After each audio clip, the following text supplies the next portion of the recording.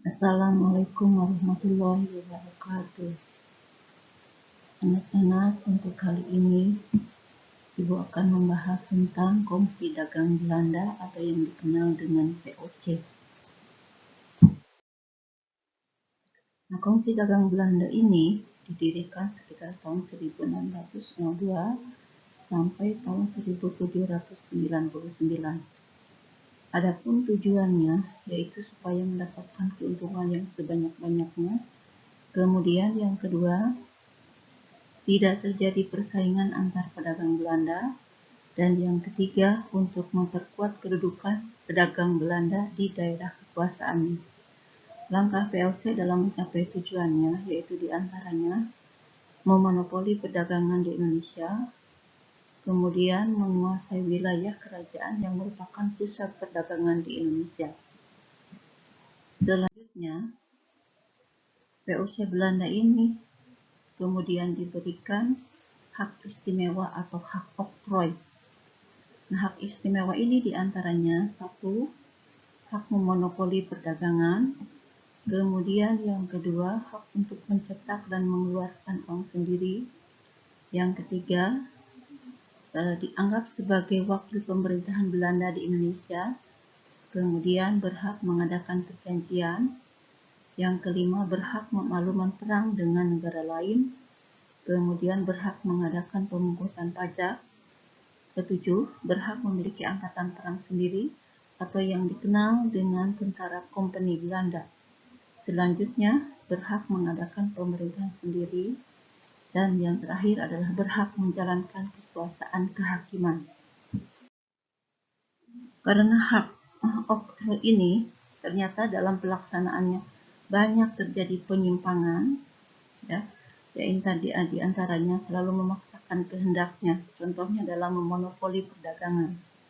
Belanda ini kemudian mengeluarkan aturan-aturan yang sangat merugikan terhadap bangsa Indonesia, yaitu diantaranya VOC Belanda melarang keras bangsa Indonesia untuk menjual hasil kekayaan alamnya kepada bangsa lain, kecuali hanya kepada bangsa Belanda. Sementara apabila ada bangsa Indonesia yang melanggar aturan tersebut, maka orang Indonesia itu akan ditindak tegas oleh tentara kompeni Belanda. Selanjutnya, apabila ada kerajaan-kerajaan yang tidak mau tunduk kepada kekuasaan VOC, maka kemudian kerajaan-kerajaan tersebut ini diserang oleh Belanda. Nah, kerajaan-kerajaan di Indonesia saat itu yang pernah diserang oleh Belanda yaitu diantaranya Banten, Mataram, Makassar, Maluku, dan lain-lainnya. Nah, karena kerajaan-kerajaan ini diserang oleh Belanda karena tidak mau tunduk kepada VOC Belanda, maka kemudian terjadilah perlawanan rakyat Banten yang dipimpin oleh Sultan Ageng Tirtayasa. Kemudian Mataram dipimpin oleh Sultan Agung. Selanjutnya Makassar dipimpin oleh Sultan Hasanuddin. Dan kemudian yang terakhir adalah Maluku, juga dipimpin oleh seorang sultan, yaitu yang bernama Sultan Luku. Sehingga tokoh-tokoh ini kemudian dikenal dengan tokoh pahlawan karena keberaniannya menentang VOC Belanda. Nama-nama ini kemudian diabadikan menjadi tokoh pahlawan nasional. Bahkan nama mereka ini dijadikan menjadi tempat perguruan tinggi negeri di Indonesia. Selanjutnya pada tahun 1799, VOC yang semula banyak mendatangkan keuntungan bagi pemerintahan Belanda kemudian mengalami kebangkrutan. Adapun yang menjadi sebab terjadinya kebangkrutan yaitu diantaranya banyak pegawai VOC yang korupsi, kemudian yang kedua banyak pegawainya yang tidak cakap dalam menjalankan tugasnya. Nah, selanjutnya bangkrut karena banyak VOC ini mengeluarkan biaya untuk menyerang kerajaan-kerajaan yang tidak mau tunduk kepada VOC Belanda.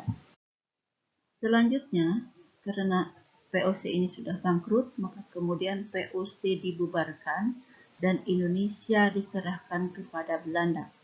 Nah, ketika Indonesia dikuasai oleh pemerintahan kolonial Belanda, saat itu pemerintahan kerajaan Belanda jatuh ke tangan Prancis, maka Indonesia pun dikuasai dan dijajah oleh bangsa Prancis. Masa ini kemudian berdiri Republik Batak di Indonesia. Pada masa pemerintahan Prancis, Indonesia diperintah oleh seorang gubernur Belanda yang bernama Herman William Daendels. Nah, Daendels ini adalah nama seorang gubernur Belanda yang ditugaskan oleh Prancis untuk mempertahankan Pulau Jawa dari ancaman Inggris. Nah, untuk kepentingan itu, Daendels mengeluarkan tindakan-tindakan terhadap bangsa Indonesia. Di antaranya yang sangat terkenal sekali yaitu membangun jaringan jalan raya dari Pulau Jawa, yaitu dari Anyer sampai Panarukan dengan mengerahkan tenaga kerja rodi. Kemudian yang kedua, memungut pajak yang sangat besar. Kemudian tanah rakyat yang perlu dijual kepada orang Belanda, Cina, dan Arab.